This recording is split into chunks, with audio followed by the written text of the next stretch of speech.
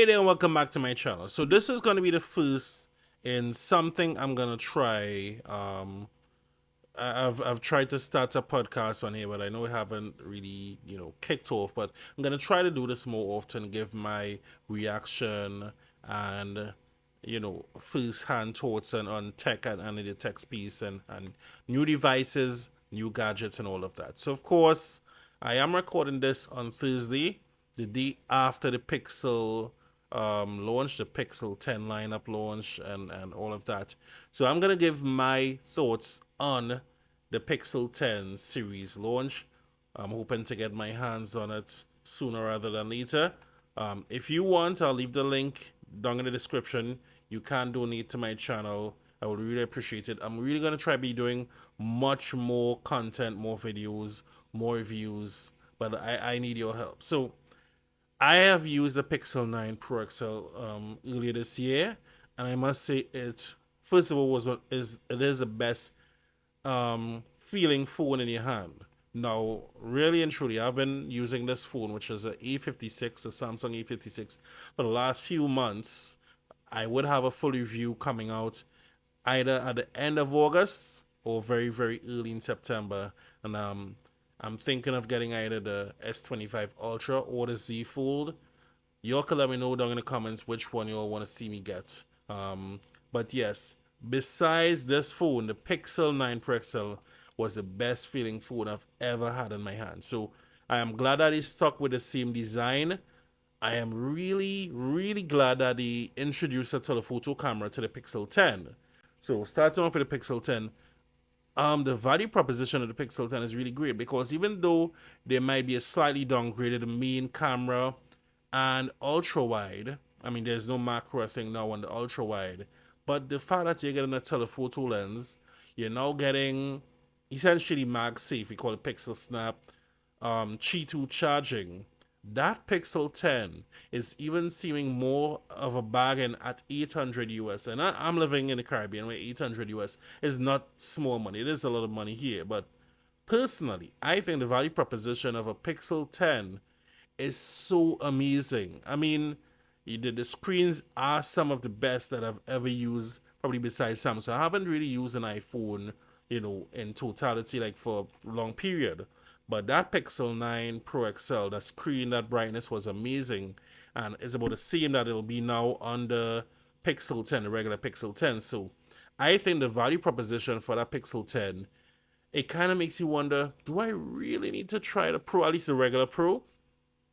Okay, so I must say the Pixel 10 was a hit. Excuse me, was a hit. Even the colors, that blue, they call it indigo, it's blue, and that green, even the colors are amazing. So I must say the Pixel 10 I think is a huge hit. So on to the 10 Pro and the 10 Pro XL. I'm not sure you can justify. Yes, it is better cameras, but you know how Pixel are with their computational photography and stuff, and their AI with the zoom. I'm not sure how much I would put into getting that Pro. Now, the Pro XL has a bigger battery, even though they said that it would last like the same amount of time, battery wise, across all devices, which kind of is a bit baffling. But yes, the Pro XL is about 5200 milliamps, while the Pro is just under 5000 milliamp hours battery. And the Pro XL has Qi 2.2, which gives it 25-watt wireless charging, unlike the Pro and the regular, which is 15 watts. I mean, and there might be one or two things I might have forgotten, but in in in all, I do like a bigger screen. I must say that's probably the main reason I would go for the Pro XL. But yeah, that Qi 2.2, that faster wireless charging, and overall bigger phone, bigger screen, and I think yeah, that one also has 45-watt charging, while I think the Pro and the regular has 30-watt charging. So the Pro XL does have two things going for it, which is more on the charging side of things. Now, when we get to the Pro Fold, I was a bit, I won't say disappointed, but the upgrades aren't as much. I've seen there's a site that I go to. I won't put a name out there, but that I get phones pretty reasonable, and I was thinking maybe I should get the Pixel Pro 4 from last year because that still was a pretty good phone. And I know they say that the cameras aren't as good as the flagship phones, but I've had a Z Fold 5. I didn't review it, but I used it for a while. And I was impressed because that was coming from an S23 Ultra. And having, besides the zoom really is lacking. And I know they haven't even fixed that in the Z Fold 7. But if the zoom was lacking and maybe the Ultra could have been better. But I think it was better on the Pixel Fold. Yeah, even the zoom on the Pixel Fold, I think, was much better than on the Z Fold. So, there wasn't much of a bump in terms of specs. I think that the hinge got better, which reduces that silly border that he had on the left hand side. But other than that, it's a really incremental upgrade when it comes to the Pro for the Pixel 10 Pro Fold. And when we talk in Tensor now, some of the benchmark scores have been very. I think if you had to do a real, you would say they're inconclusive because while they've gone up in gains in some, I think in maybe the CPU or something like that, 30%, etc. NPU scores. I think the GPU went down. It's even lower than on the Pixel, on the Tensor G4 and the Pixel 9 series. So that is a bit baffling, and that is concern. That's my only concern. And I really do like Pixel, but I've decided as my main device, I would stick with a Samsung. I don't know if when I do try an iPhone, if I might switch. I don't know. I'm recording this on an iPad. My iPad now will be my main camera. I'm thinking of upgrade. I'm using an iPad Air. I'm thinking of getting a Pro version. That's for that ultra wide. But I use an iPad. I use a MacBook Pro. I'm a DJ and I do production as well. So those two things work hand in hand.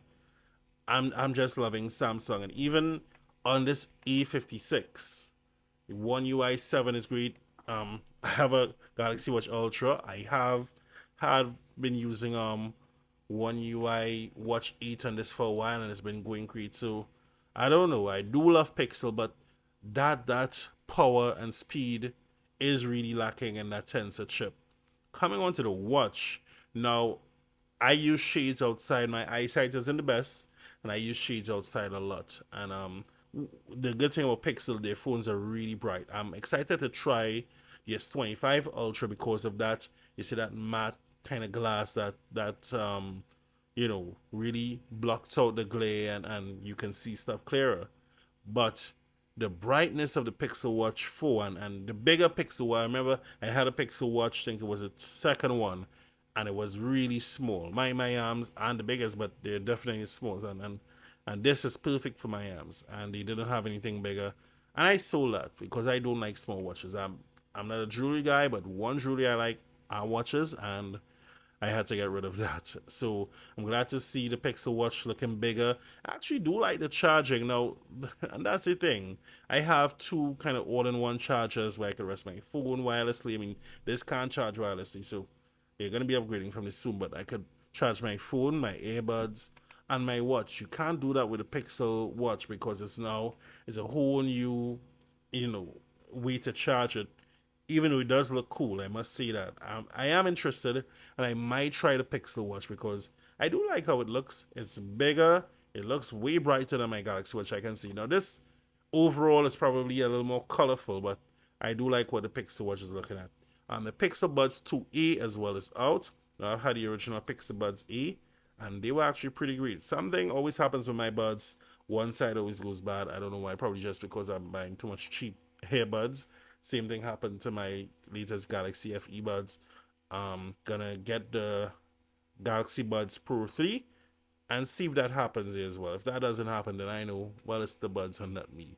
So yeah, the Buds 2E look really good with active noise cancellation for that price point and for what you're getting, and for the sound of those buds will already great the regular E series. So to see it upgraded, that'd be fantastic. And yeah, to see all the AI stuff, I won't talk about it because you kind of have to see it in action, and some of those stuff aren't available in my region here in the Caribbean.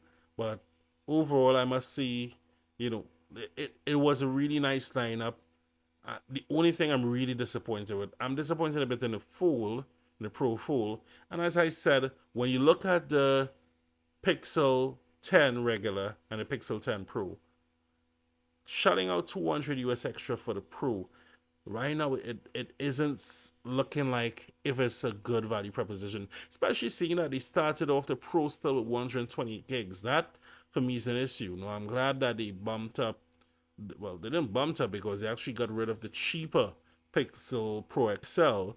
So now you don't have a 120 gig option, which you shouldn't have in a Pro phone anyway. And it's starting at 1200 for the Pro XL with 256 gigs because 120 gigs just can't do anything for anyone right now. I'm being honest with you. So I should be traveling to the US in October, and I'm hoping to head into Pixel store and to get hands-on with those. You can also check out my hands-on video with the Z Fold 7. Man, that phone is super thin, and I am really considering getting it over the S25 Ultra, but I do like a zoom.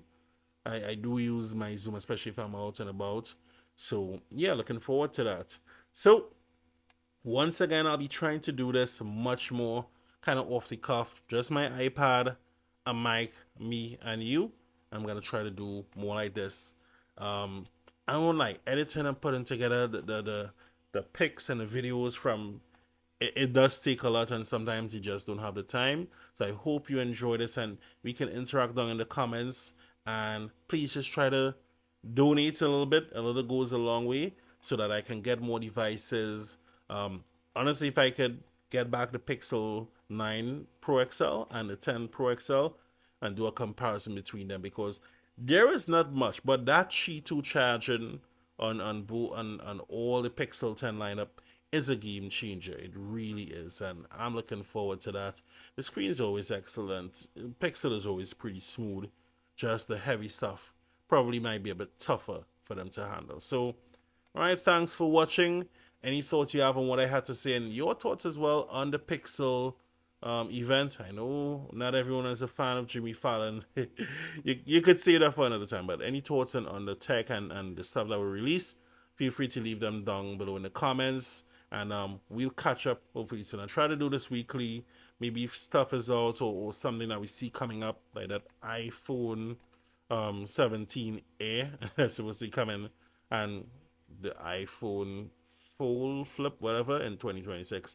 I'll talk about that as well inside the next one. So if you all want a weekly one, let me know down below. Hey, keep this up weekly, and I'll drop some more stuff for you. All right. Thanks for watching again. Please subscribe, like the video, comment, share it with your friends, and until the next one, I'm out.